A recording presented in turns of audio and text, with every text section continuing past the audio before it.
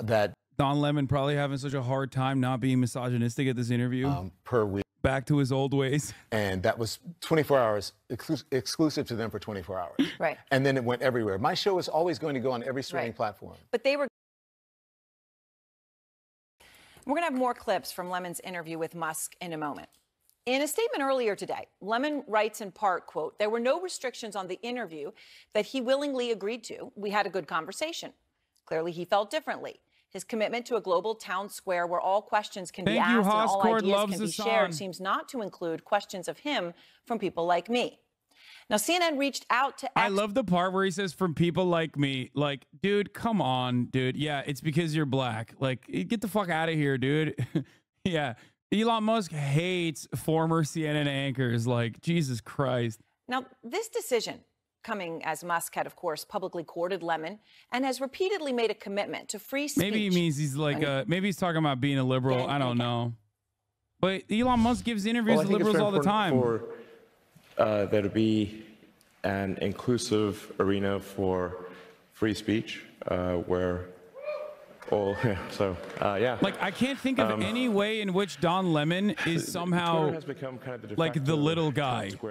Free speech is meaningless unless you allow people you don't like to say things you don't like. Otherwise, it's irrelevant. I really can't emphasize this enough. We must protect free speech, and free speech only matters. It's only relevant when it's someone you don't like saying something you don't like. It's damn annoying when someone you don't like says something you don't like. That is a sign of a healthy, functioning free speech situation. Again and again and again. And remember, Musk's X has over 250 million daily active users. 250 million people. For a second, I thought they were talking about Grimes. It is the like, town damn, square. coming after my girl. Joining me exclusively out front is Don Lemon. So, Don, you do this 90-minute-long interview with Musk. You sit down with him. This is the culmination. He had actively courted you to come on. One of his tweets: "Have you considered doing your show on this platform? Maybe worth a try. Audience is much bigger." It had been public. Then you had reached a deal. I'll talk about that later. Then he texts 24 hours after this 90-minute-long interview, which is the first of your show launching. He says, "Contract is canceled." What happened? Yeah. First of all, it's good to see you, Aaron. Thank you for having me on. That's a good question for Elon Musk, quite frankly, what happened. I don't know. As I said in my statement, I felt really good about the interview. I said to him as we were doing the interview, and it was tense at moments, but you've been involved in tense interviews. Yep. I said to him, I think it's good that people see folks like you and I who have different worldviews come together and talk, as he says. Don Lemon got kicked off Free speech CNN. is only important when someone you don't like, or I would say someone who doesn't have your same point of view, or someone is, if they're allowed to speak freely and to say their point of view. Apparently that doesn't matter to Elon Musk. It's just for maybe talking points for him or rhetoric, because it doesn't seem to matter when it's about him, questions about him from people like me. All right, so when you said that, I wanted to play some of the clips because some of them are illuminating. These are clips that you shared with us. This is a part of the conversation with Musk where you ask him about hate speech. Mm-hmm. Here it is. Hate speech on the platform is up. Do you believe that X and you have some responsibility to moderate hate speech on the platform? That you wouldn't have to answer these questions from reporters about the Great Replacement Theory as it relates to Democrats? I don't have to answer these questions. The Great Replacement Theory as it relates to Jewish people. Do you think that? I don't have to answer questions from reporters. Don, the only reason I'm doing this interview is because you're on the X platform and you asked for it. Mm-hmm. Otherwise, I would not do this interview. So you don't think? Do you think that you wouldn't get in trouble or you wouldn't be criticized for these things? I'm criticized constantly. I could care less. Definitely a guy. In so many ways. Right, definitely a guy who doesn't care about that, Don. First, the Great Replacement Theory. Right. As you bring it up, you know, he has tweeted a tweet he shared: increasing illegals boost Dem voting power, causing them to recruit more. Mm-hmm. If Dems win President, House, and Senate, they'll grant citizenship to all illegals, and America will become a permanent one-party deep socialist state. Right? Right? He has gone there directly. How much does he stand by these ideas. Well, he didn't quite seem to understand that he did, originally he did that with Jewish people, sort of a great replacement theory thing that he did with Jewish people, and he got in trouble and he had to go to Auschwitz and answer questions and apologize and go with Ben Shapiro. But he doesn't understand that sort of rhetoric that he talks about, the great replacement theory and migrant invasion, that's what radicalized shooters use in their manifestos, those exact words. The people who go and shoot up people, whether they be Latino people who live in Texas or black people who are in a supermarket in Buffalo or Jewish people who are worshiping, those people use the same rhetoric. Yeah, his Auschwitz visit was his carbon offset for racism. Yeah, 100%. And anti-Semitism. Or for Jewish people. And I wanted to know if he felt any responsibility as someone who has one of the largest social media and information platforms in the world. 250 million people. A 250 million people. I think it's 455 or 500 million users. It's so funny because he went right back to the great replacement theory, but instead now he's not saying Jews are responsible for it, but he's just still saying it's happening, which is funny because that's literally the Republican position. Like he just retriangulated to be like, oops, shouldn't have gone too far. Shouldn't have said Jews are responsible for it, but it's definitely happening. Have better moderation, because the things that I asked him about were not supposed to be on his platform according to his own rules, his own content rules. They were supposed to be removed from the platform. He says, well, we don't amplify them, but it doesn't matter. They're there. They're in the public forum and people can find them. Mm-hmm. Photographs or tweets of Jewish people depicting them with big noses and as caricatures. Of Can you provide some context here? All I see is Elon talk about immigration. The great replacement is immigration. It's a right-wing fascist idea that like people are just invading the country, non-white people are invading the country to repopulate the country into a non-white country, non-white majority country. But one other thing he said there. He said, the only reason I'm doing this interview, Don, is because you're on the X platform and you asked for it. Mm-hmm. Otherwise, I wouldn't do it. No accountability. Now, I'll be honest, Don. When this was announced, you were criticized. You know that. I know it. We all heard it. People were saying, why would you do this? Why would you go on X? And then they see your first interview is with, well, for 24 hours, but is with your boss. So what do you say to that criticism? Well, first of all, he's not my boss because X was only content. They were a distribution partner. So he never was my boss. They never had any editorial control of the show. The only reason I was doing it is because of distribution. I wanted what I was doing, my work, to be seen by the biggest number of people who could see it. Mm-hmm. And when you have, what did you say, 300 and however many millions of people a day, 500 million. 250 million, 250 million a day, yeah. 500 million weekly. That's the largest opportunity for people to be able to see what I do. And I truly believe in free speech. I may not agree with what you say, but I will fight for your right to say it. And so I took X, You took him literally at all those sound bites we said about free speech. Elon Musk, I took X, I took their managers at their words because they pursued me so hard that they were going to put me on the platform and give me as much assistance and support as they promised. And they did not do that. The chief of Twitter, who Elon Musk hired, Linda Yaccarino, when your deal was announced in January, she was on stage at the largest tech conference in the world in Las Vegas. She said, "We've been waiting for your return. Welcome, Don Lemon." So they said, in the context of Amplify, so they in trying to really understand the impact of what free speech is, you'll be able to post your show on Monday with this interview on Twitter. But it won't be the same because contract is canceled. Can you tell me why? In the context of the power of that platform, what changes? Well, it's similar to your last question. Again, X was a distribution partner. There were, it was limited content for them. That Don Lemon probably having such a hard time not being misogynistic at this interview. Per week. Back to his old ways. And that was 24 hours, exclusive to them for 24 hours. Right. And then it went everywhere. My show is always going to go on every streaming platform. But they were algorithmical amplification to make up a word, right? That's what it was about. And that was also special content that had to, that we partnered with advertisers that was going to be exclusive to X or exclusive to whatever different distribution partner that we were. All right, so when you said talking to someone like me, Musk has a controversial history of tweets recently on a lot of issues, right, that involve race, ethnicity in America. DEI is one of them.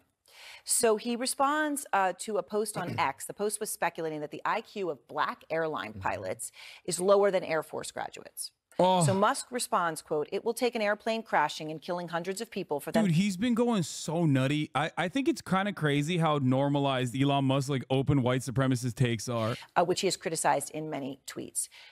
I understand you talked about It's this kind of with him, wild. Specifically with facts. What did he say? He's been getting He progressively more that racist. it would be awful if that were happening, if because of DEIs that the skies were less safe.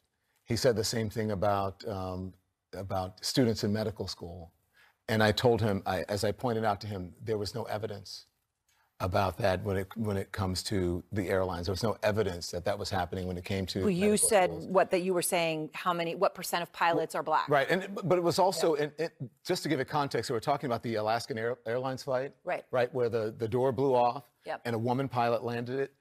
The woman pilot landed that plane safely without incident. And Boeing took responsibility for it. So I did not understand his logic when he was talking. Dude, 99% of the content that I watch on the stream, I disagree with. I hope you understand that.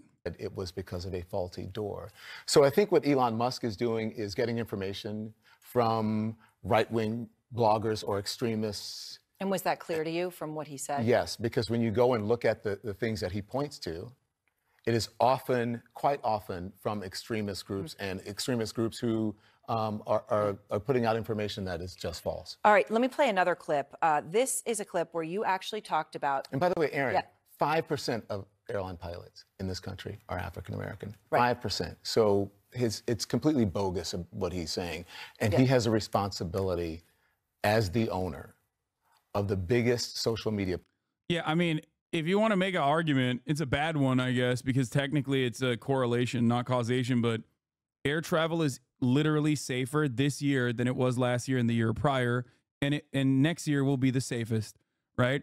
And yet in that time frame, we've had more black pilots. Now that's correlation. It's not causal, but if you wanted to counter that, you could just show that.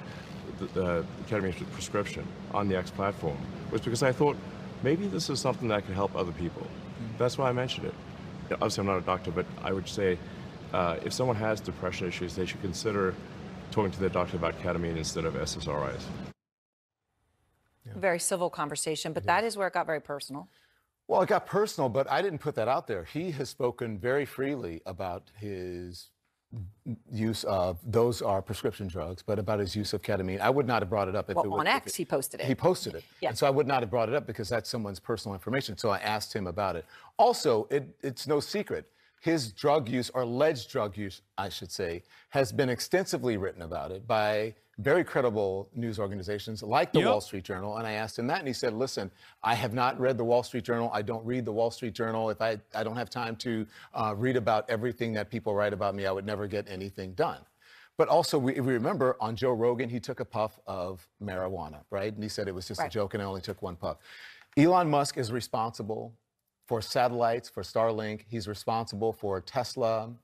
He's responsible for a number of different companies in the stock market. Yep. And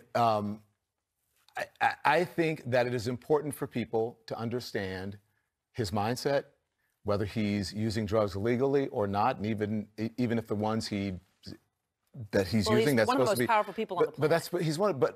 But ones that he's supposed to be, that he is using prescription. I'm not gonna lie, I think this is kind of bullshit. Like, this is kind of a bullshit justification. Like, and it's only that way because we think of ketamine as like recreational, and we don't have that same attitude towards it. Like, if he was on fucking lithium for bipolar disorder or something, like, you wouldn't make this argument. It's ridiculous. Ketamine does have, as far as I understand, real uses for treating like really severe cases. Is pretty effective. It's just like relatively new, so people don't think about it. And then not relatively new, but like relatively new in human usage, I guess. Now, I don't know what the doses are for Elon or whatever, but the fact that he's talking about it in this way is kind of shitty, I will admit. That he tweets. And here's part of the conversation you had with him about Trump. You recently met with Donald Trump in Florida. What did you guys talk about? I was at a breakfast at a friend's place, and Donald Trump came by. That's it. What did you discuss?